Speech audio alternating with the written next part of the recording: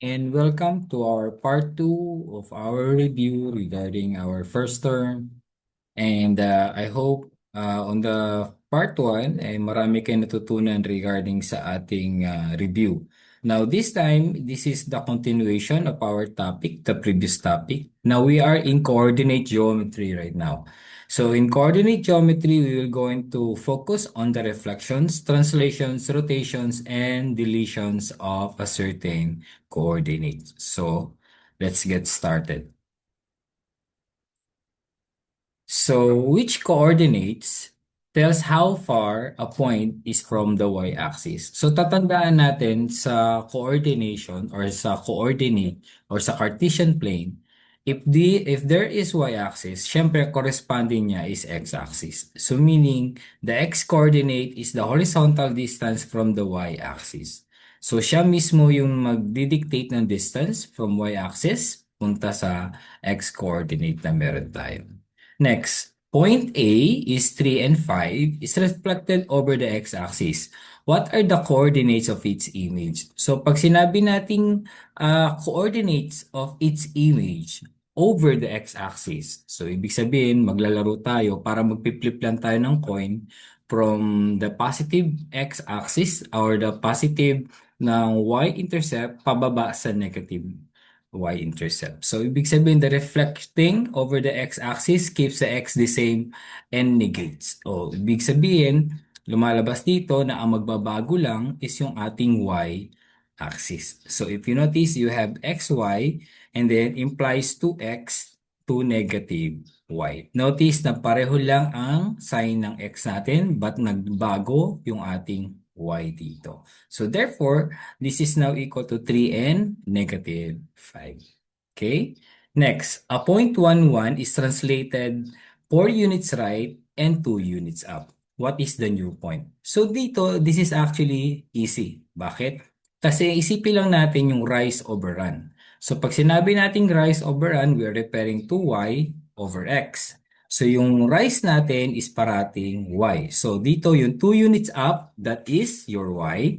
And yung 4 units right, that is our run. So, paano nangyari? So, we need to add 4 to x and 2 to y. So, ibig sabihin, since we have 1 already in our x, so 1 plus 4, we have 5. Sa atin namang y, we have 1. Again, additional of 2. So, we have 1 plus 2. So, our new point is 5 and 3. Next. Point P, 2 and 3 is rotated 90 degrees counterclockwise about the origin. So dito, pag sinabi natin counterclockwise, para hindi natin mahirapan, we are using the rule na meron tayo dito, in which there is xy implies negative y and x. Okay? What is the image of P? So ibig sabihin, yung y daw natin, ibabaliktad natin, at yung ating x, ilalagay daw natin sa pinakadulo. So that is the implication. So meaning this is apply the rule, negative y and x. So you have 3, dun sa p of 2 and 3 natin, yung y natin is 3. So therefore this is now equal to negative 3 and 2. Okay? Next, which transformation changed the sign of figures unlike reflection, rotation, and translation? This is what we call dilation. Dilation is the only transformation that resize a figure, enlarge or reduces it. So, pag sinabi nating changing from the origin of the certain coordinates, kung palalaki natin yung certain figures sa coordinates, we are using the dilation. And if we are resizing it to the reduces part, we are also called that one as dilation. So this is actually the changing of sizes from origin. Okay? So we are now in bearings and directions. So sa bearing natin, we are applying the law of sine and cosine here. Alam naman natin pag sinabi nating bearing, ito yung rotation or the pivotal port ng ating coordinates pagdating sa directions.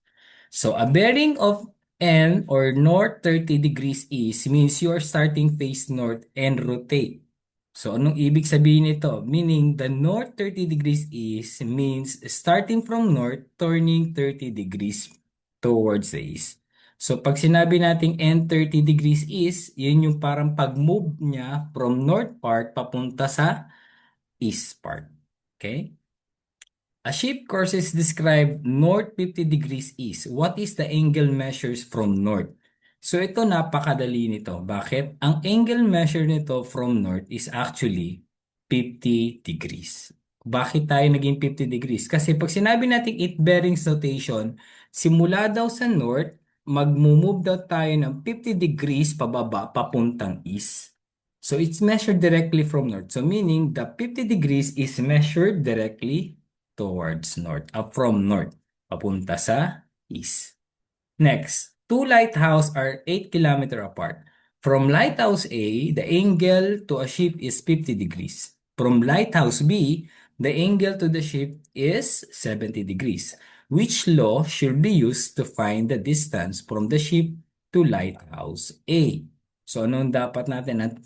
Ang tinutukoy lang dito is ano daw yung law na dapat natin gamitin para masolve natin ang problema ng lighthouse A. So, two angles and included angles because yung 8 kilometers natin dito is our baseline. So, this is what we call the AAS or included or pwedeng angle, side angle or step solve with the law of sine. Okay? So, anong gulo ang dapat natin dito is the law of sine.